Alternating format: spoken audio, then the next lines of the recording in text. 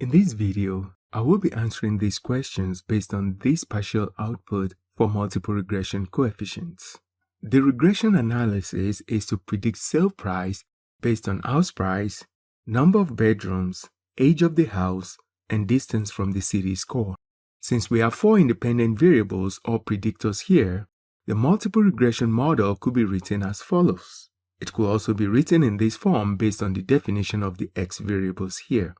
Beta 0 is the constant whose estimate is referred to as the intercept here, and beta 1 to beta 4 are the population regression coefficients or parameters for the 4 independent variables.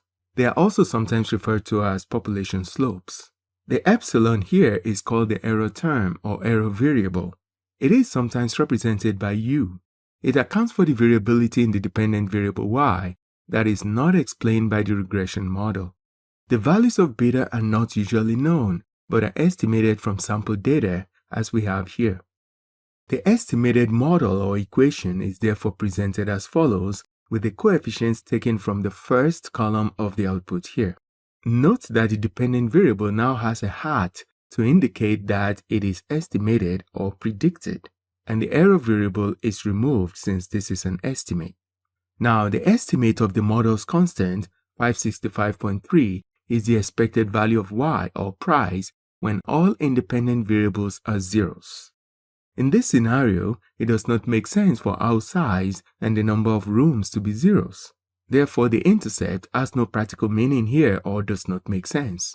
Next, we interpret the coefficient for 2 of the variables. For house size, the estimated regression coefficient is represented as beta hat or B1 with a value of 0.113. It means for every square foot increase in house size, sale price increases on average by about $113. That is because sale price is in thousands, we have to multiply the 0.113 by 1,000 to obtain the $113.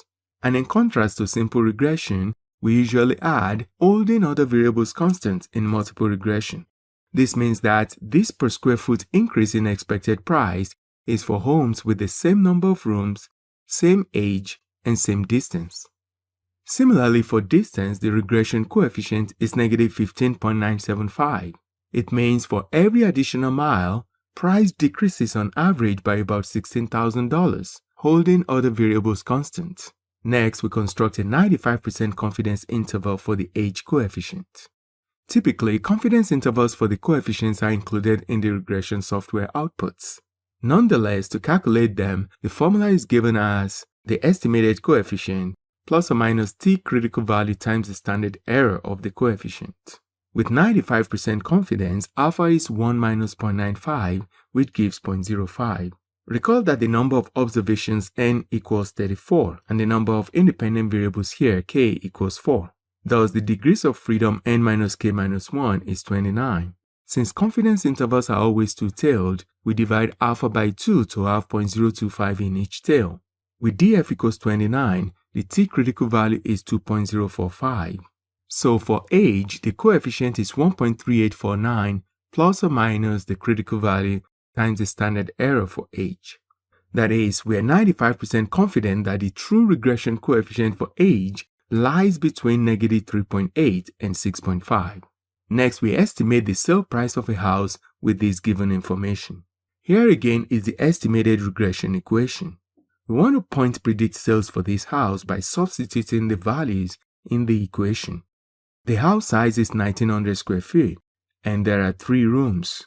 It is 96 months old, but note that age is in years and not months. So convert 96 months to years by dividing by 12, and that gives 8 years.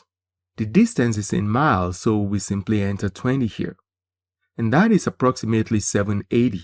Since price is in $1,000, this is $780,000.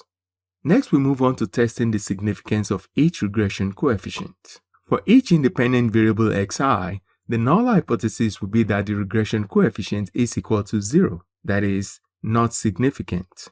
And the alternative would be that beta I is not equal to 0, meaning the coefficient is significant in the model, that is, the corresponding x variable is linearly related to y. We're testing this at alpha equals 0.05.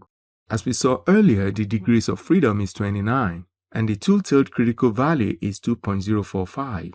In essence, we will reject the null hypothesis if the t-statistics is less than negative 2.045 or greater than positive 2.045.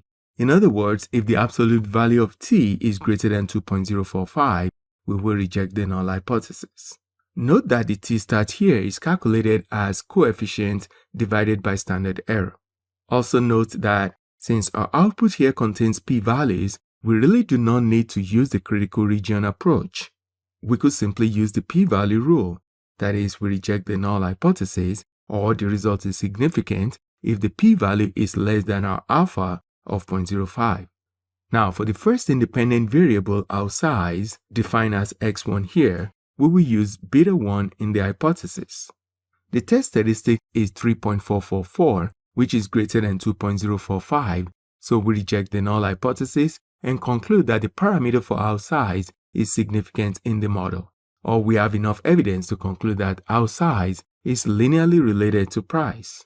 You can also see that the p-value is less than our alpha of 0.05, which corroborates our decision to reject the null hypothesis. For number of rooms represented by x2, the parameter is beta 2. The test statistics is 6.268, which is greater than 2.045, so we reject the null hypothesis. The p-value here is 7.66 times 10 to the power of -7, which confirms our decision. So we also have enough evidence to conclude that the number of bedrooms is linearly related to price. Next, for age with parameter beta 3, the t-stat is 0.535, which is not greater than 2.045, so we fail to reject the null hypothesis. The p-value is also greater than 0.05 to confirm that, so we conclude that age is not significant in predicting price. Therefore, we could drop age from the model. For distance, suppose we decide to test if price decreases as distance increases. We will need a one-tailed test, that is a lower-tailed or left-tailed test, because price decreasing as distance increases indicates a negative relationship. The alternative hypothesis will therefore be that beta 4 is less than 0. At alpha equals 0.05 and degrees of freedom equals 29, the one-tailed t-critical value is 1.699.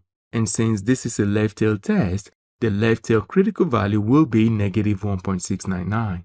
The test statistic is -8.355, which is less than -1.699. Note that the p-value here is a two-tailed p-value. So for this one-tailed test, we divide the p-value by 2. Either way, the p-value is less than 0.05. We therefore reject the null hypothesis, and we have overwhelming evidence to conclude that price decreases as distance increases. And that's it for this video. Thanks for watching.